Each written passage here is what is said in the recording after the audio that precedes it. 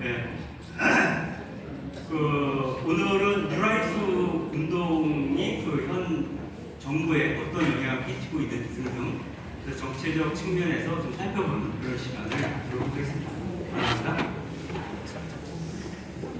예, 안녕하십니까. 반갑습니다. 예.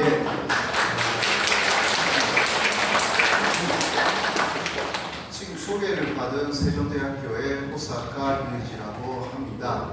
제가 한국에 온 것은 1988년입니다.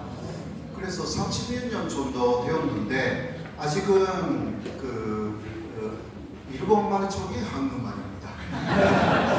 조금 연수해 주시고, 그리고 2003년에 한국으로 완전히 국적으로 옮겼기 때문에 현재 일본 국적은 없습니다. 그때 이름을 한국식으로 바꾸려고 생각을 했습니다. 그러나 주변에 계시는 분들이 그냥 일본 이름을 가지면서 제가 독도 연구자이기 때문에 독도가 일본 영토라고 하는 것이 훨씬 효과적이다 라고 말씀하셨어. 그러면 은퇴해서 이름으로 바꾼다, 그런 식으로 생각을 했습니다. 그리고 또 일본에서는요, 외국 사람이 일본 사람으로 기화를 할 때 일본 이름을 짓게 합니다. 그거는 뭐라고 할까, 간제는 아니지만 구청이라든가 시청의 창구에 일본 이름을 만드는 방법이라는 책자가 있습니다. 그 책자를 보이면서 공무원들이 사실상 미국 사람이나 한국 사람들도 마찬가지죠. 그렇게 혹시 기화를 한다고 하면 일본 이름을 지어라, 이렇게 합니다. 이거는 찰스 계명의 흔적입니다. 예, 진짜 그러거든요. 그러나 한국에서는 그런 것이 하나도 없었기 때문에 오히려 저는 역시 다르다라고 많이 느꼈습니다. 저는 그쪽의 연구자이기 때문이죠. 그리고 이런 자리에 오늘 저를 초청해 주신 분들에 대해서 깊이 감사를 드립니다. 저는 그냥 말씀드리면 천주교 신자는 또 아닙니다. 예. 네, 그러나 제가 유치원 때부터 천주교를 다녔기 때문에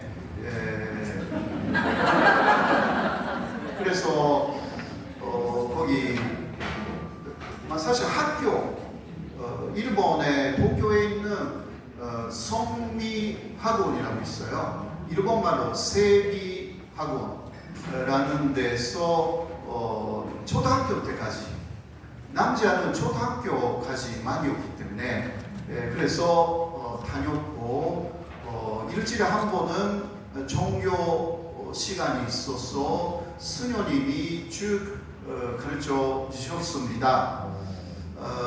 그리고 마지막 우리 반을 그렇게 담당하셨던 스녀님이 그 중에서도 전체적으로 그 스녀님이 가르친 사람이 많은데 50명 뽑아서 그 50명을 위해서 평생 기도를 하겠다라고 하셔서 그 중에 저를 집어넣으셨어요. 그래서 스녀님 기도 덕분에 제가 한국에도 올 수가 있었고, 그 이후 여러 가지 도움을 받았지 않은가, 그렇게 생각합니다. 그 수녀님은 지금 돌아가셨습니다. 연세가 많으시니까요. 저도 나이가 많은데. 그러나 지금은 제 참모님은 개신교예요.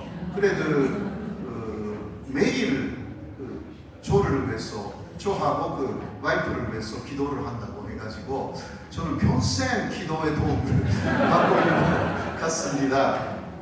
아이들은 다 한국 군대 잘 다녀왔고요. 남자 아이가 둘이 있는데 다 한국 군대 다녀왔고 지금 예비군입니다. 그러니까 와이프는 한국 사람이고요. 와이프가 말했습니다. 예비군이기 때문에 한반도에서 전쟁이 일어나면 우리 애들도 나간다. 그 이야기를 들었을 때 한반도에서의 평화는 절대적으로 필요하다라는 거, 제 가족뿐만이 아니라 많은 분들이 같은 입장이구나 라는 것을 또 느끼는 요즘입니다. 오늘 뉴라이트 이야기인데요. 이 이야기를 시작하지 않으면 제 이야기를 끝나버리기 때문에 이제 시작하기로 하겠습니다. 뉴라이트의 시작은 직접적인 시작은 1991년 소련이 붕괴했기 때문입니다. 그래서 소련이 붕괴하여서 그때까지 사회주의나 공산주의를 많이 배우고 따라가고 있었던 먼저 학자들이 전향되기 시작합니다. 바로 그 사람들의 가치관으로는 소련 다음에 오는 것이 진짜 공산주의 세계입니다.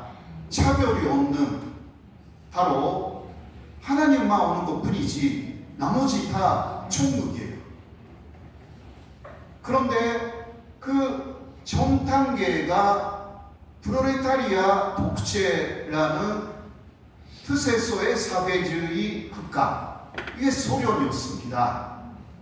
그러니까 그 소련이 언제 진짜 공산주의 세계가 되느냐, 이거는 뭐라 할까, 많은 학자들의 관심사였습니다. 그런데 무너져 버렸습니다. 그 사람들의 역사관이라는 게 있고요. 그거는 유물사관이라고 하여서 원시 세계가 자본주의 세계가 돼가지고 그 다음 아까 이야기한 프롤레타리아 독재 사회주의가 오고 그 다음 공산주의다. 이렇게 역사는 쭉 간다. 그러니까 믿고 있었던 거예요. 그렇죠? 교조주의이며. 그런데 무너져 버렸어요. 그래서 공산주의는 사회주의는 안 되겠다 라고 생각한 사람들이 많이 나타나기 시작합니다. 이거 한국뿐만이 아닙니다. 일본도 마찬가지였습니다. 그렇게 하여서 사회주의나 공산주의 자신들이 그때까지 믿고 있었던 그것을 이거 거짓말이었구나 라고 오히려 부정하기 시작합니다. 부정하고 쭉 부정했는데 알게 되었더니 극우적으로 와 있었어요. 이게 뉴라이트입니다. 쉽게 말하면. 그리고 또 뉴라이트의 하나의 기본은 식민지 근대화론입니다. 특히 한국이 식민지가 돼가지고 오히려 발전되었다, 근대화가 되었다, 이렇게 말하는 거거든요. 자, 이 내용이 저도 놀랐는데 마르크스 엥겔스의 책 속에 있습니다. 바로 마르크스도 이야기를 했습니다. 낡은 세계를 파괴시키고 새로운 세계를 만들기 위해서는 낡은 것들이 많이 빨리 없어져야 된다. 소양의 자본주의의 역할은 먼저 낡은 전근대적인 사회를 파괴하는 그러한 사명이 있다. 이렇게 나와 있는 거예요. 마르크스의 논리로는 먼저 그러한 총근대적인 사회가 무너지고 그 다음 자본주의 사회가 오고 자본주의 사회가 또 혁명으로 인해서 사회주의가 되고, 이거 소련이죠. 중국도 마찬가지고 그 다음 공산주의가 간다. 공산주의가 된다. 이거는 그 사람들의 하나의 본식입니다. 그래서 뉴라이트들은 그런 것을 쭉 배웠기 때문에 마지막은 없어졌는데 일단 사회가 발전된다라는 부분은 그대로 가져올 수가 있는 거죠. 그렇죠? 그러니까 공공사회라든가 완조 이런 것이 무너져서 그 다음 오는 것이 자본주의, 자유주의 세계다. 이 흐름은 그대로예요. 근데 이것을 그냥 가져와요. 그렇게 하여서 그러니까 사회가 발전한다. 사회가 뭐라고 할까 좋은 사회로 간다. 근대화가 된다. 이거는 그대로다라는 거예요. 네, 그리고 또 마르크스가 말한 것은 그때 피해를 받는 그러니까 총근대적인 사회에 살고 있는 사람들이 많이 피해를 받잖아요. 그렇죠? 새로운 세계가 오는 과정에서 파괴되니까 앞에 세계가 마르크스는 그것도 오케이 그렇게 되어야 한다 그렇게 말한 거예요. 그러니까 결국은 그 사람들이 믿고 있었던 그 마르크스조차도 예를 들면 앞에 세계에서 고생한 사람들은 그냥 어쩔 수 없는 것이다 이렇게 되는 거예요. 그래서 예를 들면 일본에 의해서 일본에 끌려가서 거기서 강제노동을 했다. 이러한 사람들은 그냥 인권으로 보면 굉장히 억울한 사람이지만 사회의 발전이라는 그런 면에서 볼 때 어쩔 수 없는 것이고 그거 아무것도 아니다. 이게 마르크스도 그렇게 말했습니다. 그러니까 그것을 공부하고 있었던 사람들이 결국은 식민지 근대화론 그러니까 마르크스도 식민지라는 것이 식민지 지배 이거 필요하다 이렇게 말했어요. 예. 그러니까 전근대적인 사회에는 근대화가 된 사회에 의해서 식민지가 돼가지고 오히려 발전된다 이거예요. 네. 그 발전되는 과정에서 희생자가 나와도 그 상관이 없다. 그는 대부분이 와서 모든 것으로 서로 담고 그러나 그 다음은 깨끗한 그러한 세계가 오는 거하고 마찬가지다. 비가 엄청나게 내리고 피해가 있다 하더라도 그것으로 깨끗한 세계가 될 수 있다. 이런 논리예요. 그러니까 바로 뉴라이트 쪽에 뉴라이트는 원래 그런 공산주의자, 사회주의자가 중심으로 시작되었기 때문에 그거는 일본도 마찬가지예요.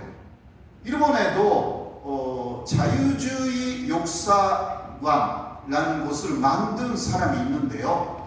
혹시 새역사 교과서라는 거 들어보신 적 있죠? 네. 예, 그 새역사 교과서 그거 만든 사람이 바로 자유주의 사관이라고 말해요. 뉴라이트 쪽에 마르코르시 차류예요. 차류.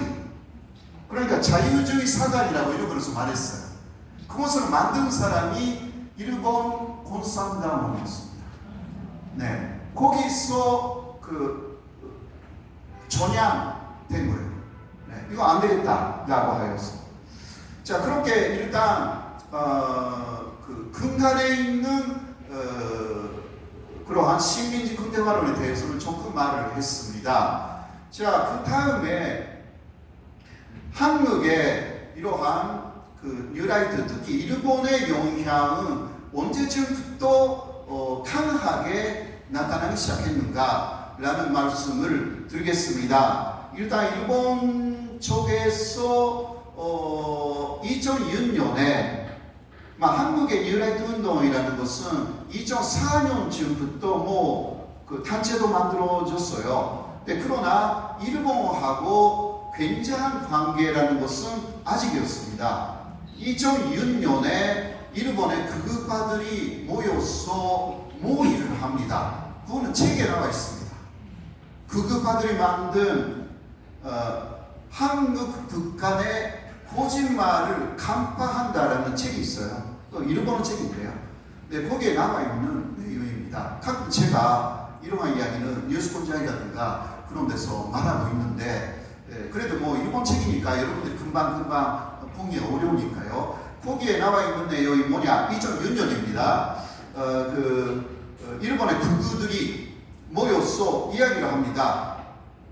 당시 2006년은 한국은 노무현 정권이었습니다. 그 사람들이 말합니다. 노무현 정권 같은 정권이 남한에 다시 한번 생기면 안 된다. 그렇게 되면 남북 통일로 갈 것이고 일본 극우의 소리자리가 사라진다. 일본 극우는 판공, 친미 이거 있어야 그 사람들이 쭉 생존할 수가 있어요. 제 발음이 안 좋아서 죄송합니다. 네. 왜 그러냐? 일본 극우는요 1945년에 패전으로 한번 망했습니다. 한번 망했는데 그 사람들이 부활을 합니다. 이유는 6.25입니다.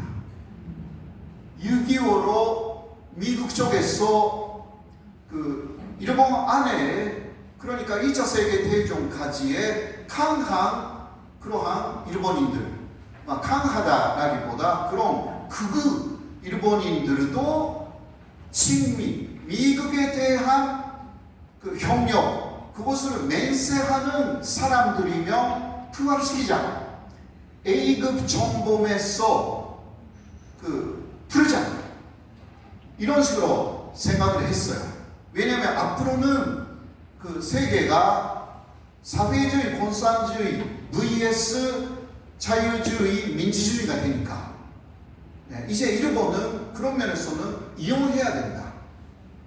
그렇게 하여서 일본의 A급 정범 중에서 친미, 미국이 말하는 것은 모든 것 다 수용하겠다.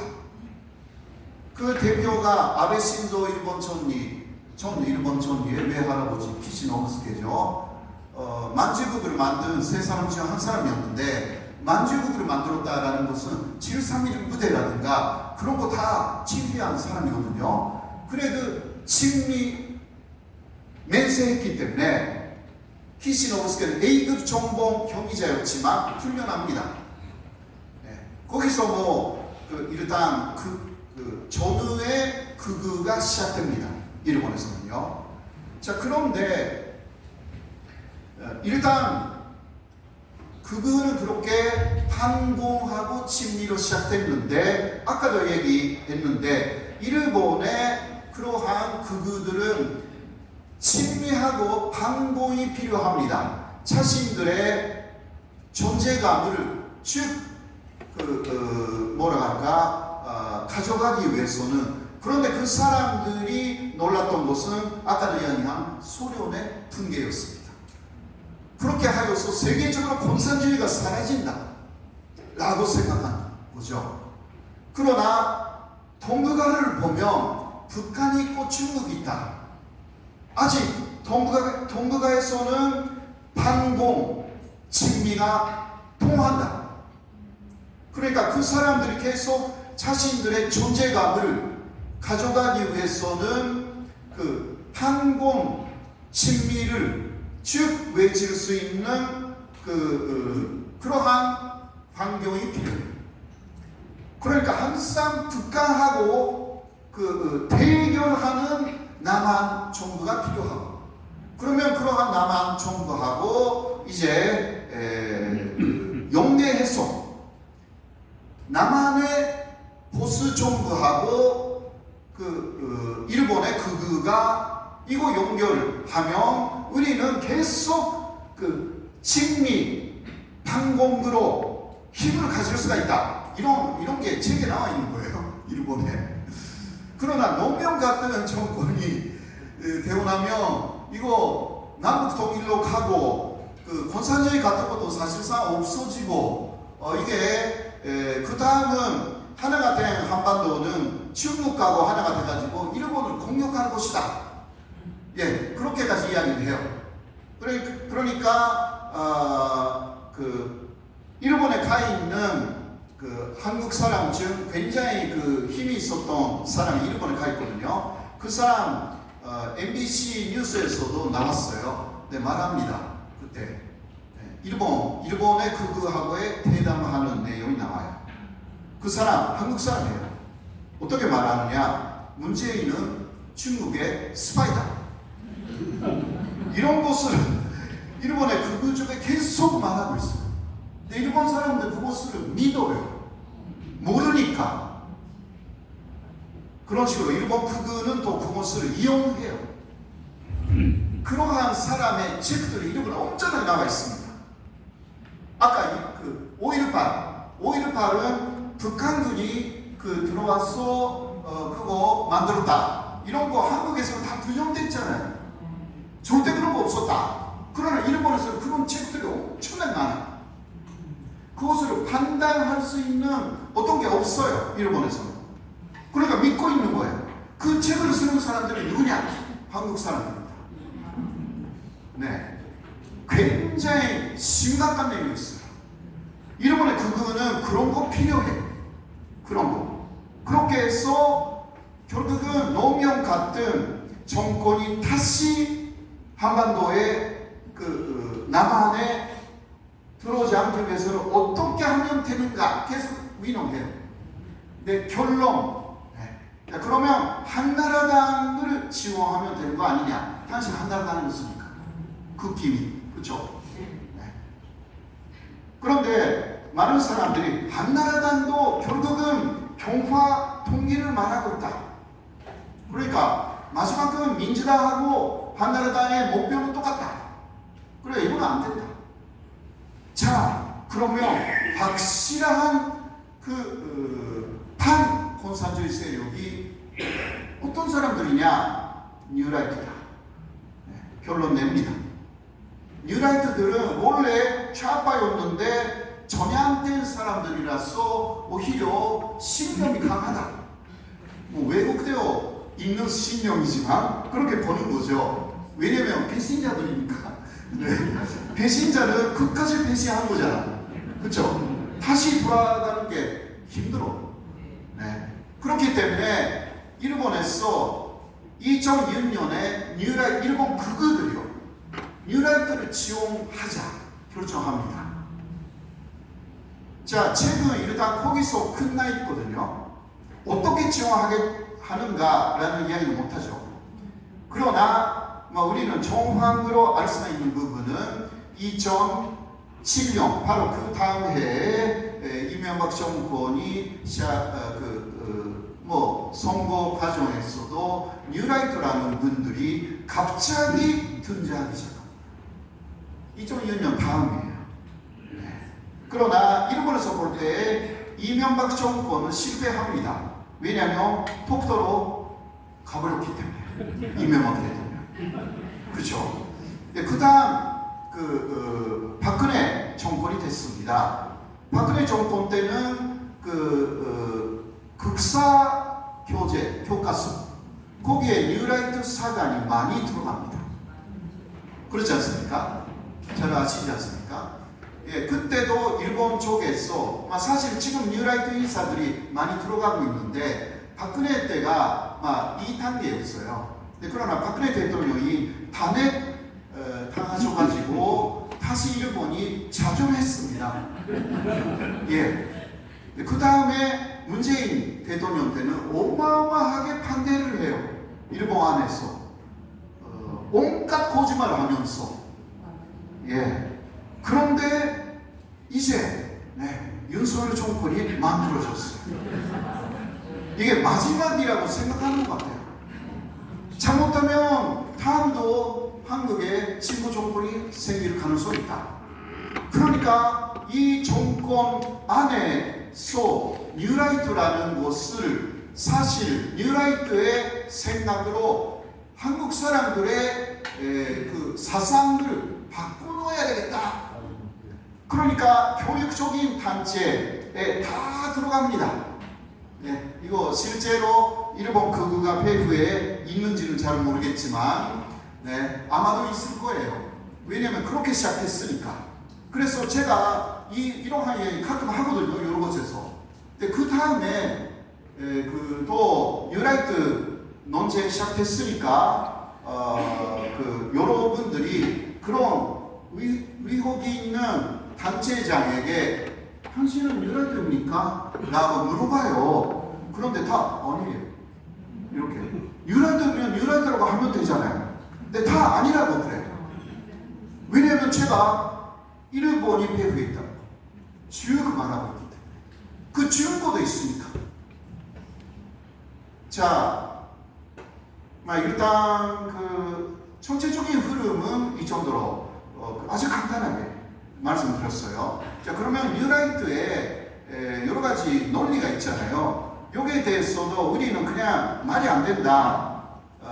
그렇게 상당히 감정적으로 대하는데 조금 논리적으로 가보죠.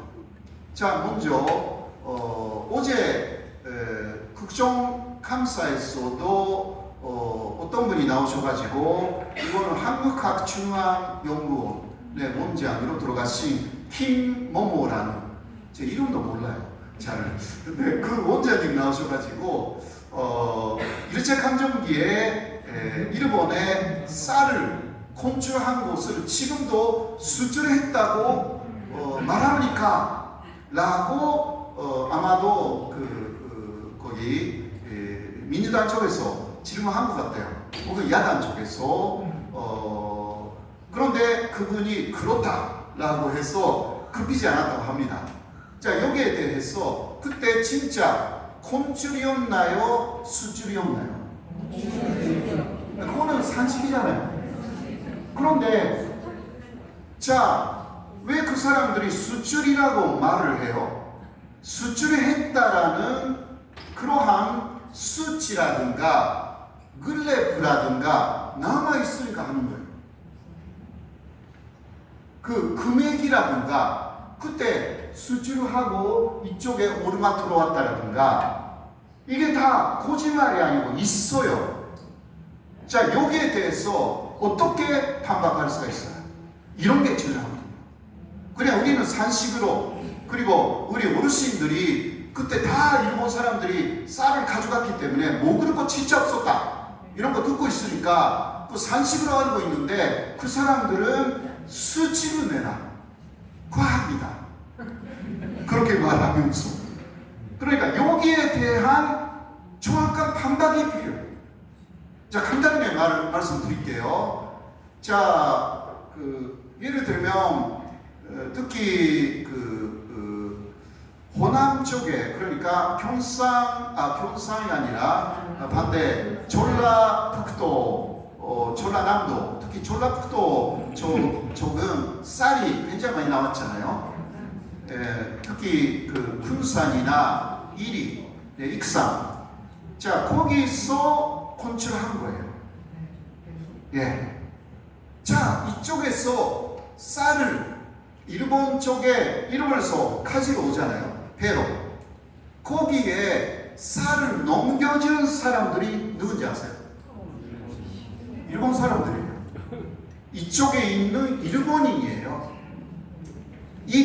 익산에는 10,000명 정도가 그 일을 하고 있었어요. 그러면 그 사람들이 팔았어요.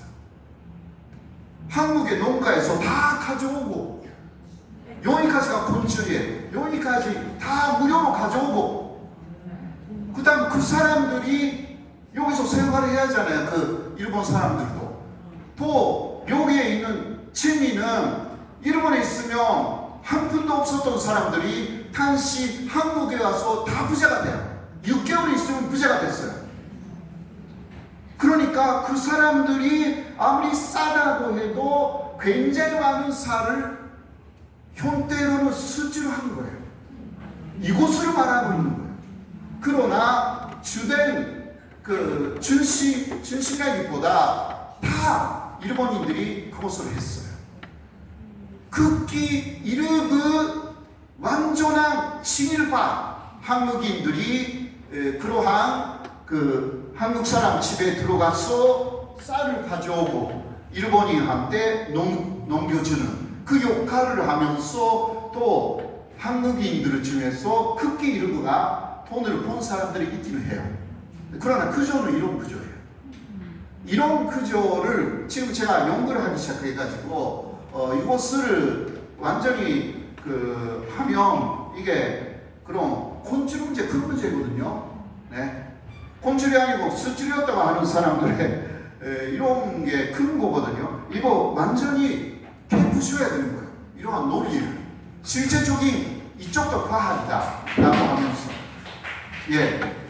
그렇지 않으면 그 사람들은 계속 거짓말을 할 거예요.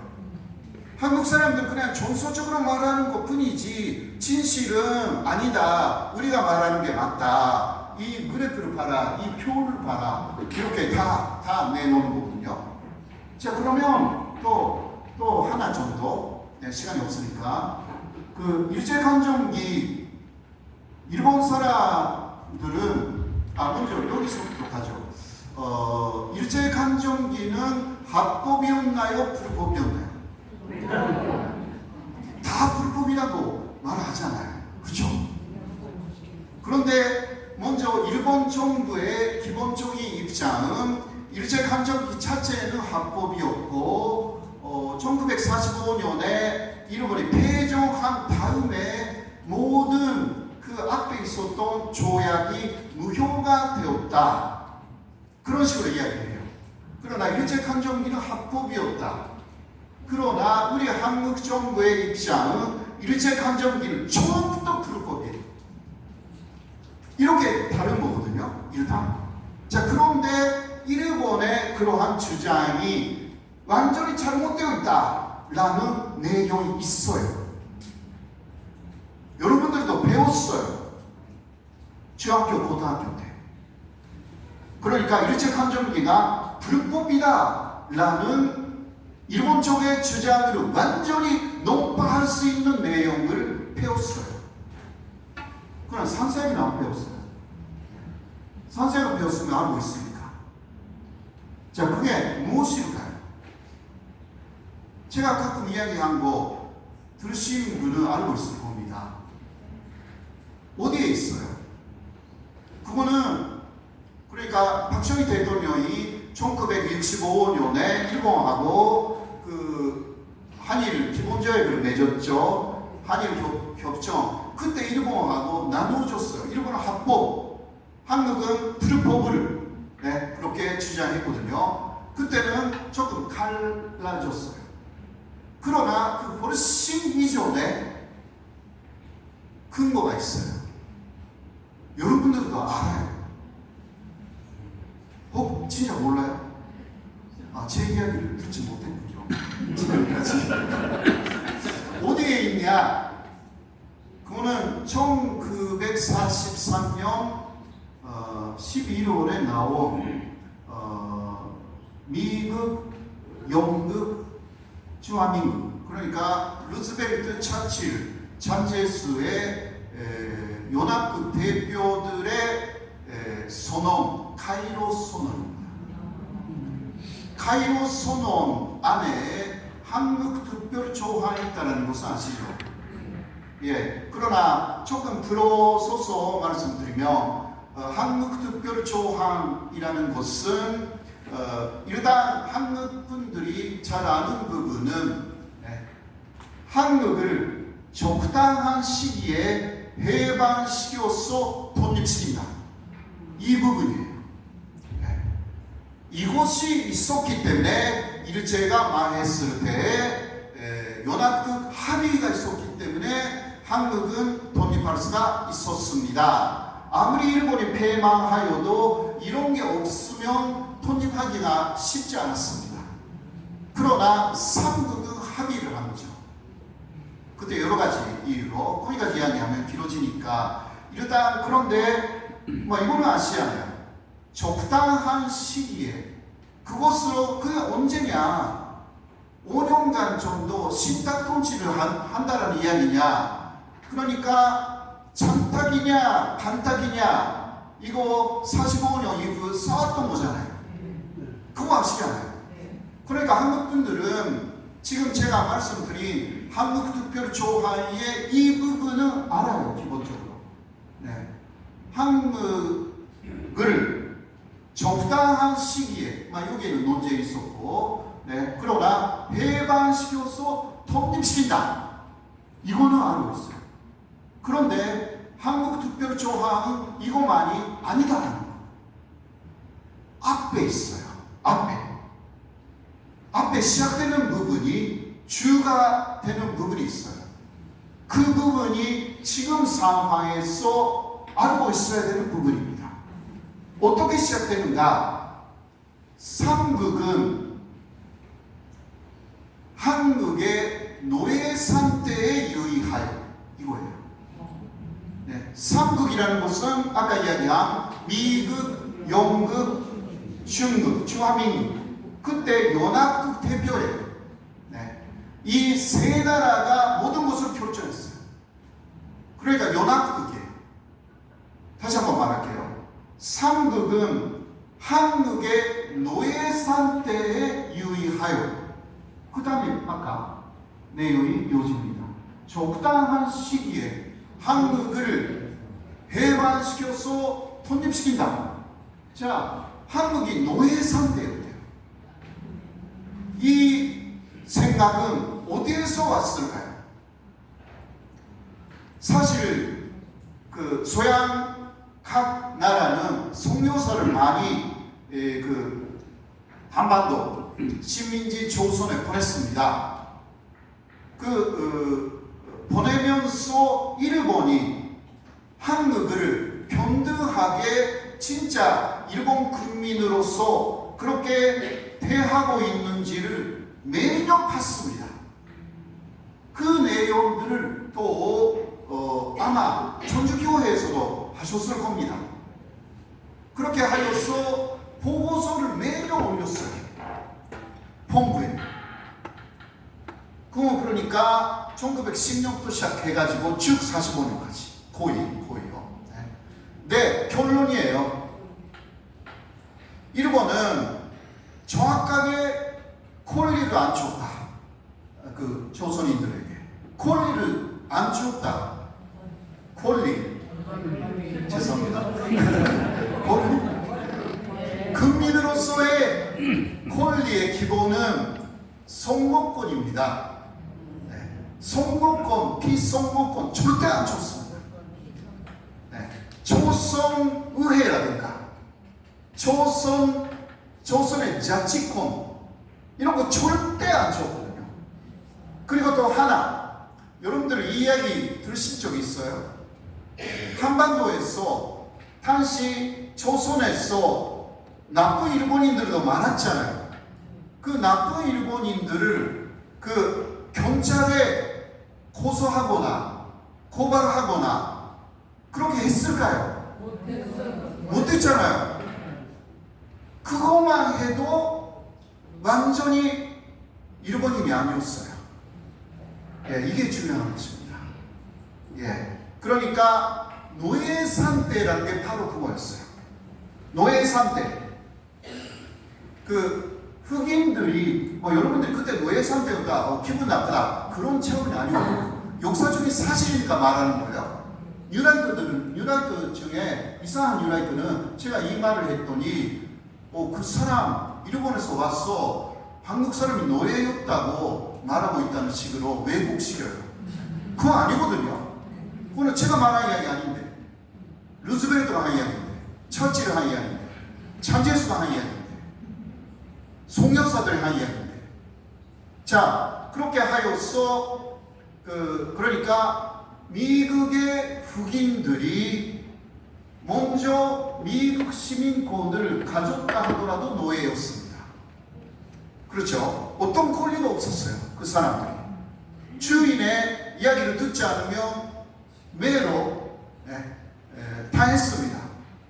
그래서 일본도 마찬가지였어요. 태형 아시죠? 태형. 그거는 일본의 형법에 없는 거예요. 그것은 프랑스는 1920년대까지는 계속 남겨가지고 태형 30번 이상, 일본인이 아니에요. 한국 안에, 조선 안에 형법이 달랐어요. 일본하고 전혀 달라요. 법역이라는 게 있었죠. 그때는 일본, 조선, 태만 다 법이 달라. 비슷한 것뿐이지. 이런 부분에 들어가면 엄청나게 달라. 그리고 태형 30대 이상 이렇게 했어.